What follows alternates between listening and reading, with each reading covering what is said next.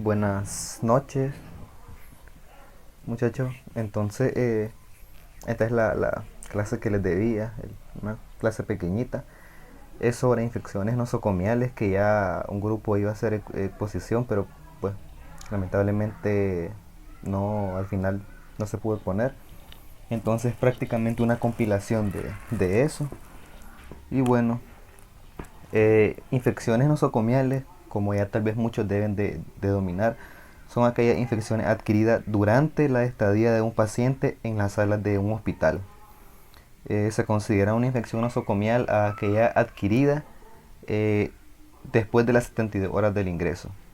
Entonces se descartan como nosocomiales todas aquellas adquiridas antes del ingreso o que se presentaron después de este por el periodo de incubación. Los lugares o las salas donde más comúnmente se adquieren infecciones nosocomiales son en las unidades de cuidado intensivo y en los quirófanos. Son las dos principales áreas donde las personas adquieren infecciones por microorganismos dentro del hospital. Entonces, hablando un poco de qué tan alta es la prevalencia, qué tanto prevalece las infecciones nosocomiales en los hospitales, dominamos que durante los últimos 10 años se ha mantenido.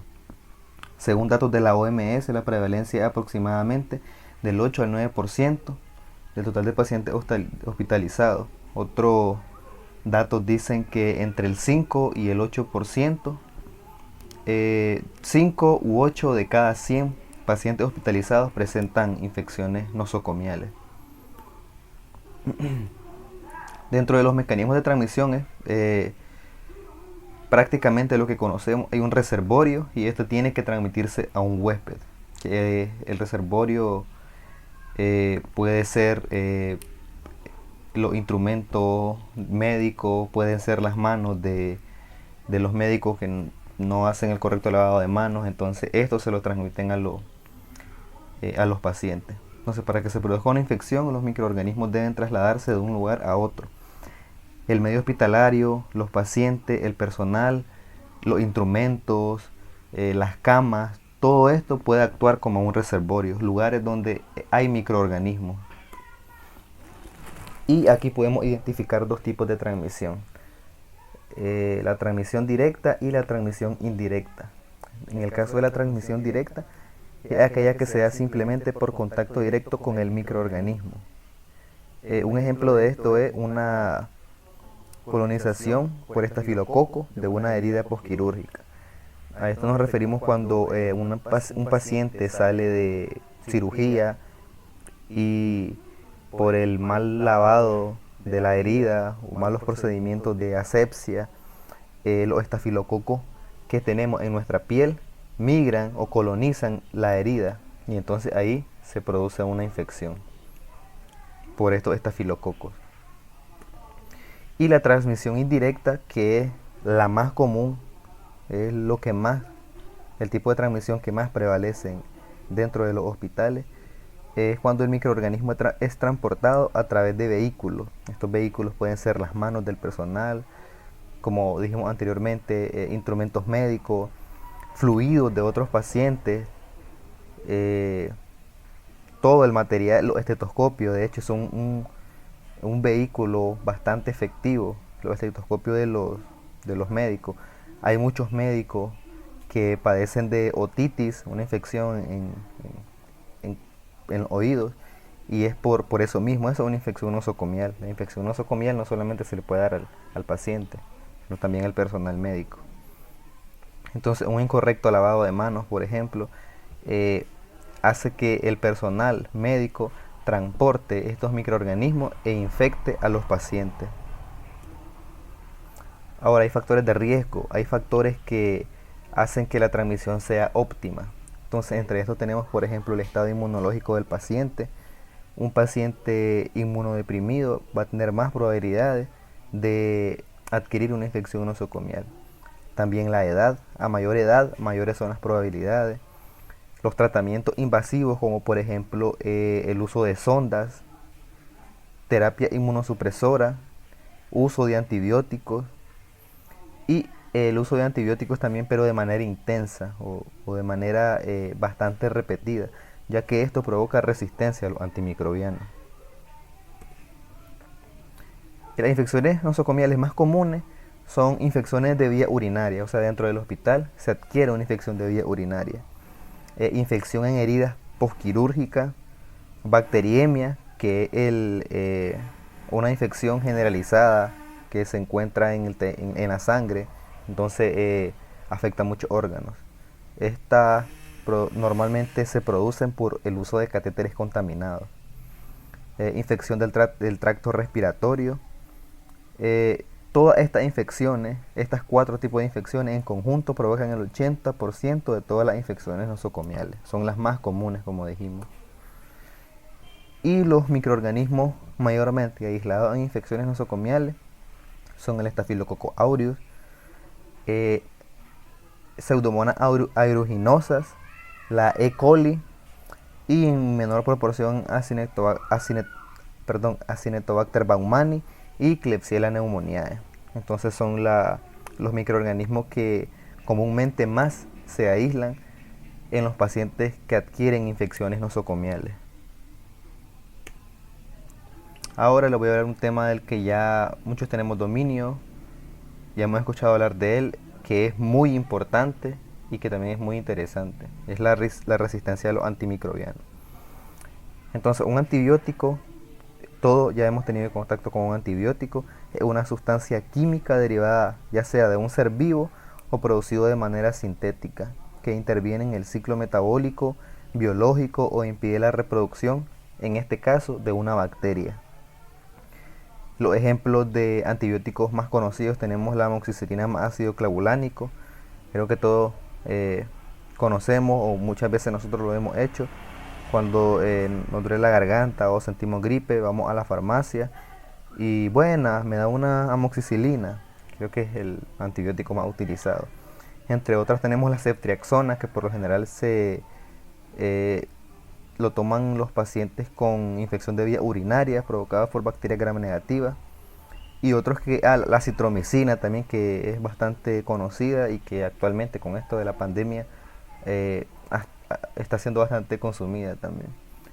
Y creo que antibióticos que tal vez ustedes no han escuchado hablar son los carbapenems, que son como que los antibióticos de última generación, son la última alternativa de antibióticos que tenemos.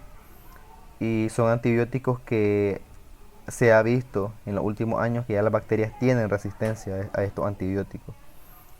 Entonces, si ya no tenemos antibióticos disponibles para combatir bacterias, entonces probablemente durante los próximos años las infecciones por bacterianas van a ser la principal causa de muerte. Entonces la resistencia a los antimicrobianos o a los antibióticos es la resistencia que desarrolla un microorganismo a un medicamento antibiótico al que inicialmente era vulnerable. Entonces, el año pasado, si no estoy mal, había como que un challenge, una tendencia de subir una foto de hace 10 años y una foto de hoy, 10 años después. Entonces aquí tienen las comunidades de microbiólogos subían este tipo de fotos en el 2009, 2019. En el 2009 una bacteria era resistente a todos los tipos de antibióticos. Apenas 10 años después, en el 2009 era sensible a todos los tipos de antibióticos. 10 años después ya adquirió resistencia a esos mismos antibióticos. En solamente 10 años las cosas cambiaron completamente. La resistencia a los antimicrobianos surge del uso indiscriminado de los antibióticos.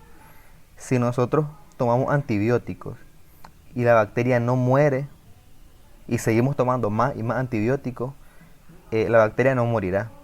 Más bien va a desarrollar capacidades para resistir eficientemente a los antibióticos. Entonces aquí se pone de manifiesto aquel dicho que dice: lo que no te mata te fortalece. En este caso, literalmente así es lo que pasa.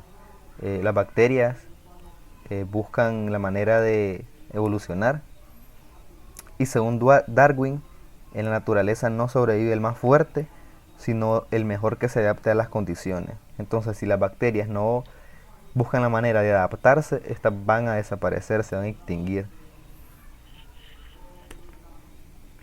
Y pues memes que han surgido a raíz de esto, el ser humano pues eh, hace memes todo y surgieron este tipo de memes. Creo que todos conocieron a Jay Colinder, si no estoy mal se llama este. Cuando toma antibióticos por una infección viral. Estúpida la resistencia, idiota. Y aquí tenemos a una bacteria mutante comiéndose sin que le haga ningún daño una cápsula de acitromicina. Se pone un ejemplo de que una bacteria mutante que resiste a los antibióticos.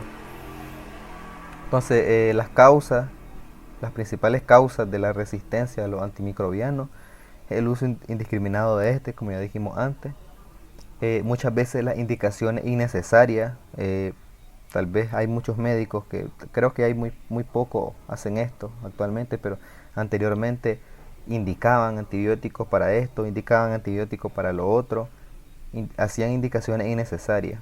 Entonces eso hizo prácticamente que las bacterias mutaran para crear esa resistencia a esos antibióticos.